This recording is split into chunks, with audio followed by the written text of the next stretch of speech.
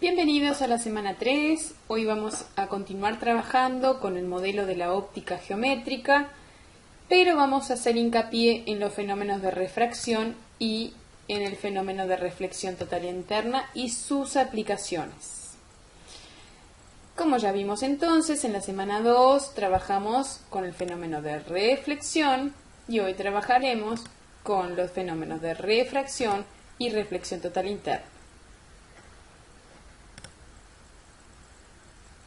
Para empezar, vamos a dar una definición de refracción. Es el cambio de velocidad, tanto en módulo como también en dirección, que experimenta la luz al pasar de un medio transparente a otro de diferentes características. Tienen en cuenta que siempre que se produce un fenómeno de refracción, existe un fenómeno de reflexión. Veamos 4 ejemplos. Allí tenemos, por ejemplo, una lente donde los rayos de luz, al pasar a través de ellas, sufren una desviación, por lo tanto en la imagen se ve la montaña que está detrás de una forma diferente a través del lente. Vemos aquí también en el ejemplo del vaso con agua donde tiene un lápiz sumergido, donde la imagen del lápiz parece que está quebrada, como que no es continua. Eso es porque nosotros aquí estamos viendo el objeto y luego esto que estamos viendo aquí no es el objeto en sí, sino la imagen que podemos ver cuando él está sumergido en otro medio transparente. Al desviarse los rayos de luz, estamos viendo la imagen del lápiz en un lugar que no es donde está el lápiz realmente. Acá lo podemos ver en un laboratorio de física. Se trazó una línea normal, esto es un cristal, se hace incidir un rayo de luz y acá podemos ver que ese rayo de luz sufre una pequeña desviación. Como dijimos aquí, también siempre que se produce una refracción, es decir, un cambio en la velocidad, también parte de la energía se refleja. Aquí vemos también otro ejemplo que es muy parecido al del lápiz. Acá tenemos un pez. Acá tenemos una rama donde está un insecto. Evidentemente que el pez está sumergido en el agua y el segundo medio en este caso sería el aire. Si bien el insecto está aquí, al refractarse la luz, el pez lo puede ver en este punto, siendo que realmente está aquí. Esto que se ve acá es una imagen y esto que se ve aquí es el insecto. La refracción no se produce cuando el rayo de luz es perpendicular a la superficie de separación de los dos medios. Vayamos un poco más allá y vamos a modelar este fenómeno llamado refracción. Ya dijimos que tienen que intervenir dos medios transparentes de diferentes características. En general, siempre se le llama medio 1 por donde el rayo incide. Es decir, si hay un rayo incidente que viene, por ejemplo, por el aire y luego se refracta en el agua, llamaremos medio 2 por donde, en el lugar que la luz se refracta. A esta línea roja le llamaremos superficie de separación. Luego, por ejemplo, si tenemos una fuente de luz que vaya a emitir solamente un rayo sobre la superficie de separación, vamos a tener que trazar la normal perpendicular a la superficie para luego poder medir, por ejemplo, los ángulos de incidencia y el ángulo de refracción. Aquí vemos, como dijimos anteriormente, que parte de la energía, una vez que llega, que incide en la superficie de separación, parte de la energía se refleja, siguiendo las leyes de la reflexión que vimos en la semana 2, y parte de la energía se refracta. Entonces, para determinar el ángulo de incidencia, tenemos que medir desde la normal hasta el rayo incidente, y para determinar el ángulo de refracción, tenemos que medir desde la normal hasta el rayo. Allí fueron marcados en la presentación. Y esto en realidad lo que está modelando, lo que está representando de forma esquemática es este fenómeno. Es una pecera, se trata de una pecera que tiene agua donde se hace incidir un rayo de luz a través del aire y luego la luz cambia su velocidad, tanto en intensidad o módulo como en dirección. De alguna forma podemos decir que se desvía. Bien, ahora la pregunta es ¿cuánto se desvía? Y para ello antes tenemos que trabajar una definición importante, que es una propiedad característica de los medios transparentes, que es lo que llamamos el índice de refracción absoluto de un medio. Ese índice de refracción absoluto se define como el cociente entre la velocidad de la luz en el vacío dividido la velocidad de la luz en ese medio. No posee unidad, es un índice. Recordemos que la velocidad de la luz en el vacío es 3,0 por 10 a la 8 metros sobre segundo, que cuando lo vamos a escribir en la calculadora lo podemos hacer de este modo. 3x8. Podemos decir también que además es una propiedad característica de un medio, el índice de refracción absoluto, pero también depende del color de la luz que estemos trabajando. Es decir, para el agua, por ejemplo, que tiene un índice de refracción de 1,33, no es lo mismo trabajarlo con agua, no es lo mismo trabajarlo con un rayo de luz blanco o trabajarlo, por ejemplo, con un rayo de luz rojo. El índice de refracción absoluto ya no será 1,33, será 1,36, por ejemplo. Dentro de todos los índices de refracción absolutos que conocemos, el que tiene menor índice es el vacío, que es de 1. El aire seco, por ejemplo, que es el aire de nuestra atmósfera, tiene 1,00029. Es decir, que nosotros podemos trabajar el aire con un índice de refracción de 1,00. No está mal hacer esa consideración. Así que, si yo, por ejemplo, tengo un problema en el que se me pide que calcule un índice de refracción absoluto y me da algo menor a 1, es porque hay un error. Todos los índices de refracción absoluto tienen valores mayores a 1. El que tiene mayor índice de refracción absoluto de esta lista es el diamante, que es de 2,417. Eso quiere decir, si vamos a la ecuación, que cuanto mayor es el índice de refracción absoluto, menor es la velocidad con que se propaga la luz en ese medio. Luego, una vez que ya sabemos cómo medir el ángulo de incidencia, el ángulo de refracción, y sabemos qué quiere decir índice de refracción absoluto, tenemos la ley de Snell. ¿Para qué sirve la ley de Snell? La ley de Snell lo que hace es relacionar esas variables, esas magnitudes físicas.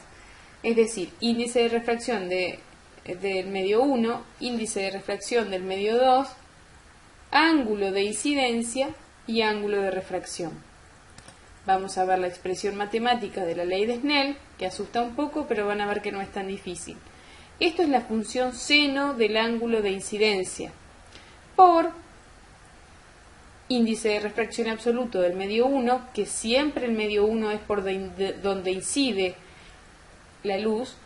Eso va a ser igual al índice de refracción del medio 2 multiplicado por el seno de R.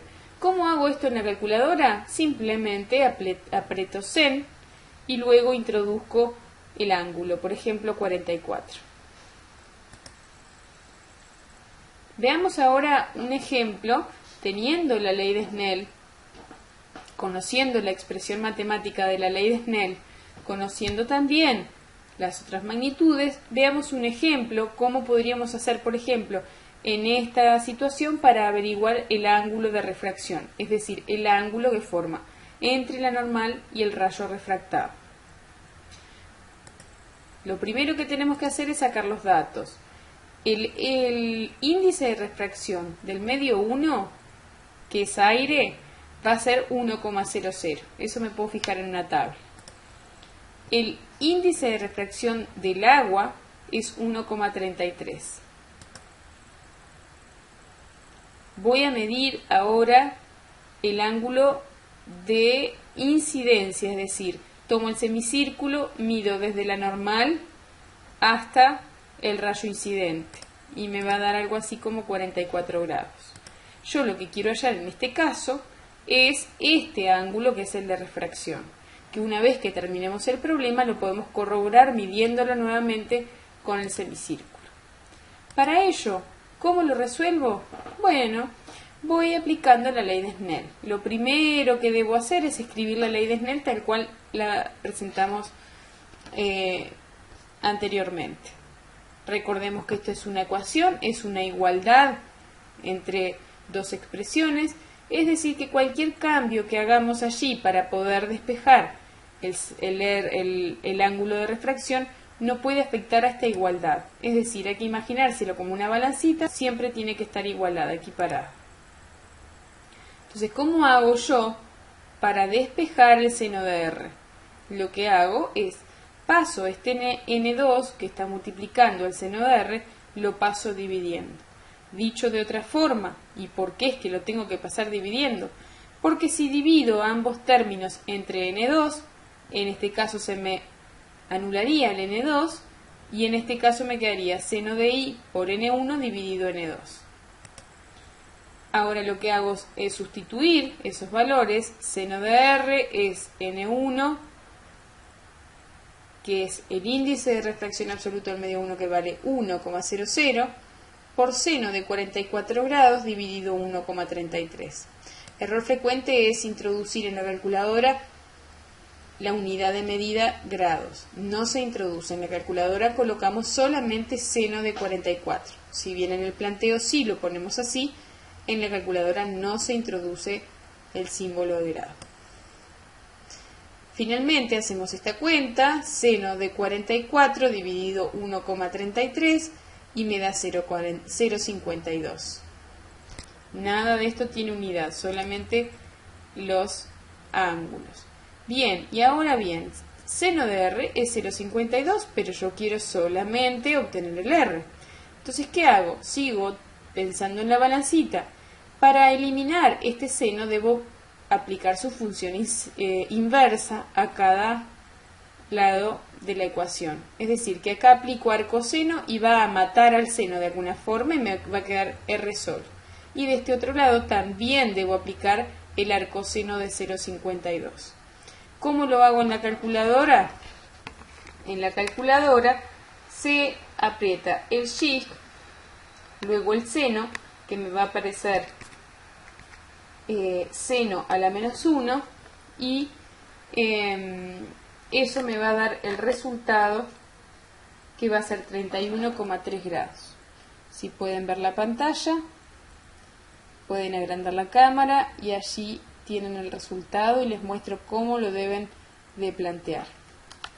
Bien, y así entonces culminamos este problema. Allí estamos corroborando que el ángulo entre la normal y el rayo refractado sea de 31,3. Allí no tenemos mucha precisión en la imagen, pero podemos ver que está alrededor de 30, por lo cual damos por válido esta resolución. Ahora vamos a hacer el proceso inverso. Vamos a olvidarnos del ejemplo anterior y lo que vamos a hacer es plantear esta situación que es diferente. ¿Por qué? Porque en este caso colocamos la fuente de luz en el agua, ¿sí? Y el rayo de luz se va a refractar en el aire. Por lo tanto, pensemos, ¿cuál es el medio 1? ¿Cuál es el índice de refracción absoluto del medio 1? Es el agua, por lo tanto N1 es 1,33.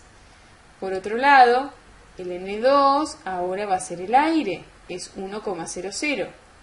Y si queremos averiguar el ángulo de incidencia, en esta ocasión vamos a medir el ángulo de refracción, que son 44 grados. Lo mismo, aplicamos la ley de Snell recordando que es una igualdad, por lo tanto tiene que mantenerse esa igualdad. Podemos hacer cambios, pero siempre teniendo en cuenta que es una igualdad. En este caso debemos despejar el seno de i, por lo tanto, si está multiplicado por n1, al n1 lo paso dividiendo. Dicho de otra forma, tengo que matar al n1, entonces divido este término entre n1. Por lo tanto, se me van. Pero para que no la balancita siga estando equilibrada, también tengo que dividir entre n1 este término. Por lo tanto, de acá se me fueron los n1 y acá me queda seno de i es igual a n2 por seno de r dividido n1. Ahora lo que hago es sustituir valores. El n2 dijimos que vale 1,00 y el ángulo de refracción dijimos que vale 44 grados. Y el n1 vale 1,33.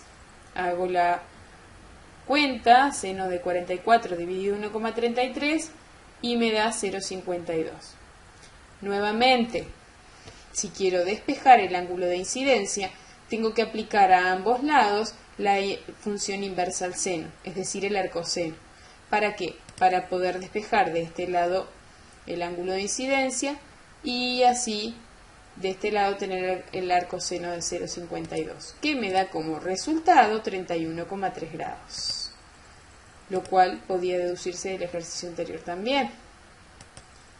Ahí lo estamos midiendo y por lo tanto hemos llegado al fin de la resolución de estos problemas.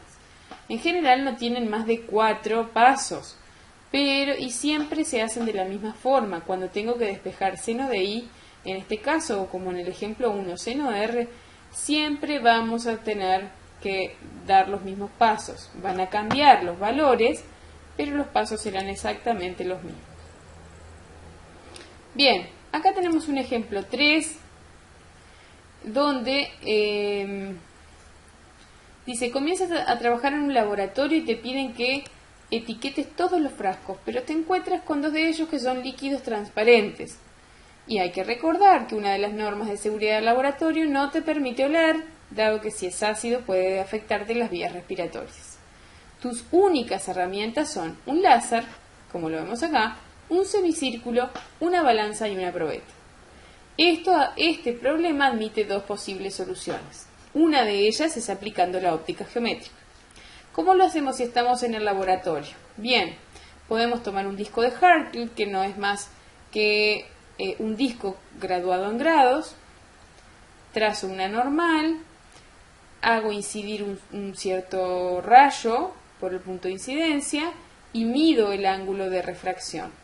Vemos entonces que el ángulo de incidencia es 30 grados y el ángulo de refracción 19,8 grados. Eso lo pudimos medir. Lo que no aclaré es que dentro de este recipiente de forma semicircular colocamos al líquido que queremos averiguar qué es. ¿Tá? Entonces, de esa forma la luz se va a refractar de esa manera. Por otro lado también, el medio 1, el medio por donde incide la luz, es aire, por lo tanto conocemos que el N1 es 1,00. Si nosotros con la ley de Snell logramos averiguar qué es el N2, lo buscaremos en una tabla de índices de refracción absolutos de varias sustancias y el que se asemeje más identificará las sustancias que estamos buscando. Para ello, lo que hicimos fue presentar la ley de Snell. En este caso despejamos el N2, me queda seno de i por N1 dividido seno de r. El N2 entonces lo voy a calcular como seno de 30 grados por N1, que es 1,0, dividido seno de 19,8 grados. Eso me va a dar igual a 1,48 cuando lo haga en la calculadora. Entonces lo que yo tengo que hacer es ir a la tabla que habíamos trabajado en la diapositiva anterior y fijarme cuál de las sustancias tiene un índice de refracción absoluto de 1,48. Veamos. Vemos aquí la tabla, fuimos hasta la diapositiva 5, 1,48 fue lo que nos dio podemos analizar que el que tiene más precisión es el de la glicerina, es el más cercano, digamos, que es de 1,473. O sea que ese líquido con el que estuvimos trabajando en el laboratorio era efectivamente glicerina.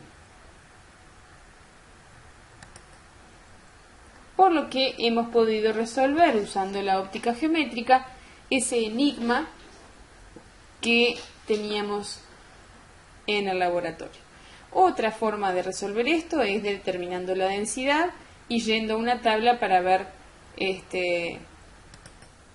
otra forma de resolver este mismo problema que se nos planteaba en el laboratorio es determinar la masa de la sustancia, de una cierta cantidad de sustancia, y también con la probeta el volumen de esa cantidad a la que se le tomó la masa. Dividiendo la masa sobre el volumen podemos determinar la densidad, la buscamos en una tabla de densidades y allí podríamos llegar a identificar esa sustancia. Bien, ahora vamos a pasar a otro fenómeno, que es el de la reflexión total interna, que matemáticamente ya lo vamos a ver y es un caso particular de la ley de Snell. Como vemos acá, por ejemplo, tenemos un cristal semicircular donde incide un rayo de luz y toda la luz se refleja. Acá la luz no logra pasar hacia el otro medio, es decir, hacia el aire. Acá lo podemos ver desde otra óptica y es lo mismo. Tenemos un rayo que incide por el cristal y se refleja en él, y no hay un espejo aquí, sino que acá hay aire y esto es un cristal. Esta misma experiencia la vemos en una pecera donde se hace incidir un haz de luz de un láser, por ejemplo, donde se le pone al agua se le pone un poquitito de leche en polvo, por ejemplo, para que se iluminen las partículas del recorrido del láser, y vemos que tampoco en este caso el rayo se refracta, no sigue hacia el aire, sino que se refleja y sigue su trayectoria a través del agua. Otro ejemplo que también se usa como forma decorativa y en las plazas y en las fuentes es que se ilumina desde cierto ángulo también a un chorro de agua y el agua se va reflejando a través del chorro siguiendo esa trayectoria curva, lo cual le da un aspecto bien interesante. Esto es lo mismo que estábamos viendo en esta imagen. La luz no logra refractarse en el aire, sino que refleja dentro de ese cristal. Lo mismo lo vemos en un vaso con agua y lo mismo lo podemos ver en una probeta. Reitero, para hacer esta experiencia, que la pueden hacer en casa, es importante que el agua no sea totalmente transparente, si no, no se aprecia el rayo de luz. Bien, ahora ustedes se preguntarán cómo es que se produce ese fenómeno de reflexión total interna, en qué circunstancias. Bien, y acá lo que vamos a hacer es tomar un vaso con agua, le trazamos una normal y vamos a ir viendo paso a paso diferentes situaciones.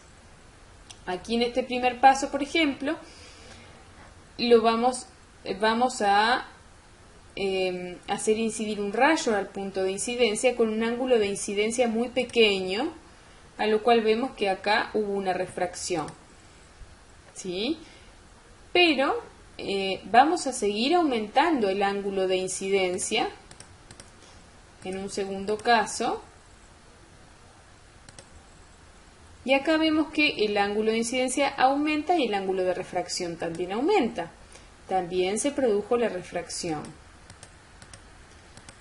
Si seguimos aumentando aún más el ángulo de incidencia, veamos qué sucede. Llega un momento en que el rayo refractado forma 90 grados con la normal. A ese ángulo de incidencia, que es bien particular, para cuando eso sucede, se le llama ángulo de incidencia crítico o límite. ¿Sí? El ángulo de incidencia para el cual el rayo refractado mide 90 grados con la normal. Eso es un caso bien particular. Pero ¿qué pasa si aumento aún más el ángulo de incidencia? Más grande incluso que el ángulo de incidencia crítico. En ese caso ya no se refracta la luz, sino que comienza a reflejarse.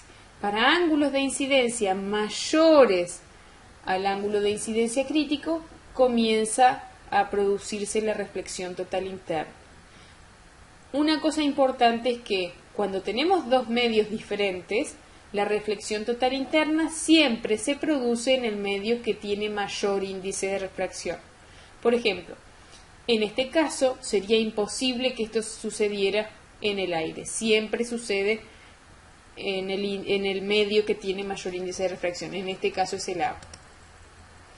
Y allí es el rayo que determina la reflexión total interna. Bien, ahora lo que nosotros podemos hacer es calcular con la ley de Snell, como ya vimos que es un caso particular, ¿cómo queda determinado este ángulo de incidencia crítica? Si tomamos la ley de Snell tal cual la habíamos trabajado, sabemos que el seno del ángulo de incidencia por el índice de refracción absoluto del medio 1 es igual al medio índice de refracción absoluto del medio 2 por seno del ángulo refractado. Que en este caso, ¿cuánto es el ángulo que forma con la normal? El ángulo de refracción es de 90 grados. Bien, entonces sabemos, si despejamos el seno del ángulo de incidencia, que le llamaremos en particular crítico, va a ser N2 por seno R y pase dividiendo el N1. Bien, y ya dijimos que el R lo conocemos y es 90 grados, forma 90 grados con la normal. Así que tenemos que el seno del ángulo de incidencia crítico es N2 por seno de 90 dividido N1. Y si tomamos la calculadora y hacemos seno de 90, pueden comprobar que les va a dar 1. O sea que ese seno de R, seno de 90, siempre va a ser 1. Por lo tanto, podemos escribir que el seno del ángulo de incidencia crítico es N2 sobre N1.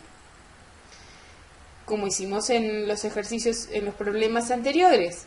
Si quiero despejar el ángulo de incidencia crítico, tengo que aplicar el arcoseno a ambos lados. Aquí el seno se va con el arcoseno, se cancelan, y me queda que el ángulo de incidencia crítico es el arcoseno de N2 sobre N1.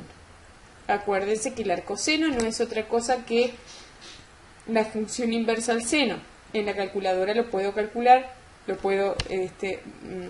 calcular como apretando el...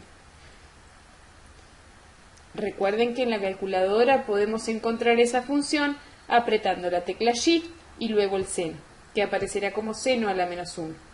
Colocan seno a la menos 1 de N2 dividido N1, que serán números. Y esa ecuación siempre será la misma. No tendrán que hacer estos pasos cada vez que la vayan a usar. Si en cualquier problema yo les propongo investigar cuál es el ángulo de incidencia crítica, con esta ecuación ya lo pueden resolver. Apliquemos este caso, o sea, esto mismo, a cómo calcular el ángulo de incidencia crítico del agua y del aire cuando está en ese par de medios. Bien, sabemos que el índice de refracción absoluto del medio 1 en este caso es agua, o sea que es 1,33, y el índice de refracción absoluto del medio 2 es aire, que es 1,00.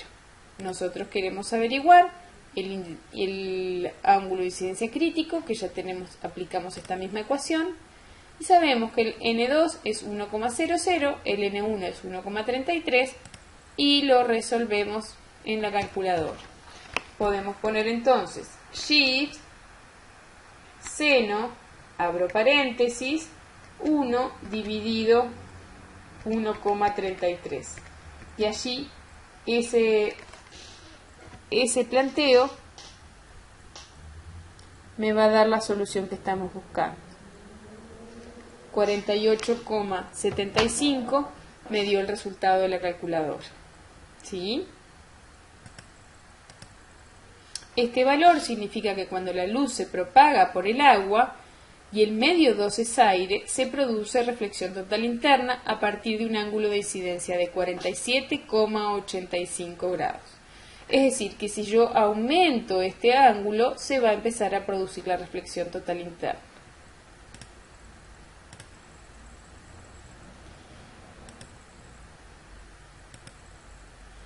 Acá estamos ante la situación de que tenemos un vaso con agua también, lo mismo que lo anterior, y en este caso tenemos un ángulo de incidencia de 62 grados. Acá, a partir de la figura, ustedes ya saben que se va a producir la reflexión total interna, pero imagínense que yo tramposamente les doy solamente el ángulo de incidencia y los medios 1 y 2, y les pido que calculen la trayectoria, cómo continuará la trayectoria del rayo. En este caso yo ya les doy la solución a través de la figura, ya ven que se produce la reflexión total interna, pero si yo no les doy esta parte de la imagen, ¿cómo pueden saber ustedes? Ustedes seguramente que apliquen la ley de Snell y quieran saber el ángulo de refracción con los pasos que vimos anteriormente. Pero, seguramente que la calculadora, cuando yo haga el arco seno de 1,17, me dé mat error. Me dé esto. Y eso tiene un significado físico. Eso no quiere decir que ingresé mal en la calculadora. Quiere decir que no hay un ángulo de refracción. No se está refractando, sino que se está reflejando, se está produciendo la reflexión total interna.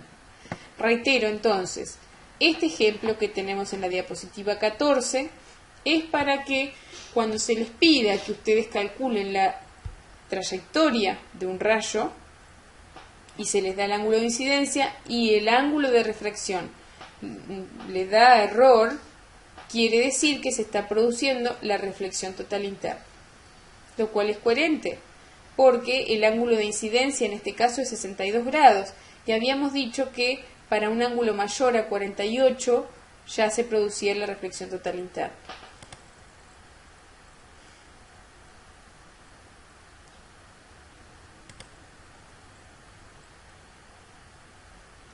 Bien, ahora vamos a hacer un repaso, un sobrevuelo de aplicaciones del fenómeno de refracción. En realidad tiene múltiples aplicaciones, pero simplemente voy a mencionar 3 de ellas. Una es la aplicación que tiene en el uso de los lentes. Todo lo que tiene que ver con las ópticas tiene que ver con la aplicación del fenómeno de refracción. A grandes rasgos, podemos decir que existen dos tipos de lentes. Existen otros también, pero vamos a ver estos 2 tipos de lentes que son bien particulares. ¿Por qué? Este se llama lente biconvexo, ¿sí? Que tiene la particularidad de que si yo hago incidir un haz de rayos paralelos, como son los A, B y C, todos van a converger en un punto llamado foco. Esta misma forma es la que tiene el ocular de nuestro globo o de nuestro ojo. En nuestro ojo tenemos una lente natural de esta manera, de tal forma que cuando nosotros percibimos una cierta imagen, el ojo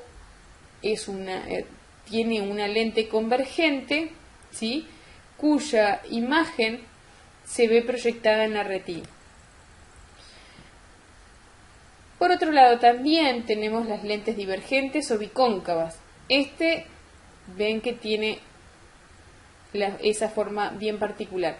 Esta lente, en cambio, por tener su foco del lado de los rayos incidentes, lo que produce es que cuando yo le hago incidir un haz de rayos paralelos, el haz de rayos se transforma en un haz de rayos divergentes.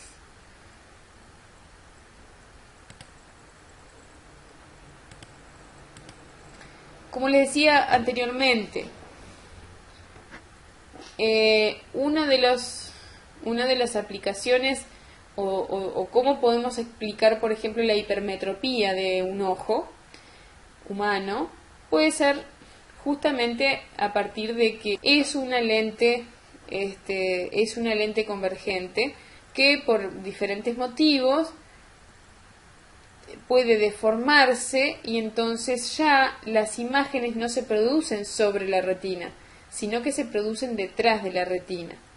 Por lo tanto, no nos puede generar una imagen nítida. ¿Qué se hace para ello? Se coloca una lente para que la imagen se produzca justamente en la retina, que es cuando la percibimos de forma óptima. Por otro lado, otro fenómeno que también es bien conocido a lo largo de sus estudios, ya sea en la escuela o en el liceo, en algún momento hablaron de dispersión de la luz o descomposición de la luz, es el mismo fenómeno. Se trata cuando un rayo de luz blanca incide sobre un prisma transparente y del otro lado podemos observar el espectro de luz visible. Quiero aclarar que el espectro de luz visible no tiene 7 colores, sino que tiene una gama continua de colores, ¿sí? Son muchos los colores que se desvían con un ángulo de refracción diferente, tal que la luz blanca queda descompuesta entonces en el espectro. Por ejemplo, en la naturaleza es bien conocido el maravilloso arco iris. ¿Qué es lo que sucede? Que los rayos del sol, de luz blanca, se produce el efecto de dispersión en las gotas de agua. Entonces, de una forma macroscópica, podemos obtener el espectro de luz visible. Otra de las aplicaciones del fenómeno de refracción, en el cual no me voy a extender mucho, son los microscopios compuestos, lo cual utilizan 2 lentes que a través de un cálculo de rayos podemos ver aumentada una imagen muchas veces. Por último, y para terminar, una de las aplicaciones de la reflexión total interna es la fibra óptica, del cual tanto se habla y del cual nosotros últimamente para todo lo que tiene que ver con comunicaciones se está utilizando, tanto a nivel nacional como a nivel internacional. La fibra óptica, explicado de una forma muy sencilla y poco técnica, por qué no decirlo, es una especie es un cable, ustedes lo tendrán en su casa, es un cable que por dentro tiene una especie de cristal por el cual allí se introduce una señal electromagnética en el que se produce la reflexión total interna a través del cable y puede ser transmitida de una forma prácticamente perfecta a través de kilómetros y kilómetros y decenas de kilómetros. Esa energía tiene la particularidad que se puede transmitir prácticamente sin ser disipada, por lo tanto la calidad de transmisión en telecomunicaciones es muy buena. No solo la calidad, sino también que en cada uno de esos cablecitos es muy grande la cantidad de comunicaciones que pueden haber sin interferencia. Para ello se han construido, por ejemplo, canales interoceánicos, donde hay cables que atraviesan el océano y las telecomunicaciones pueden no verse afectadas, o mejor dicho, tienen una gran calidad incluso al atravesar un océano.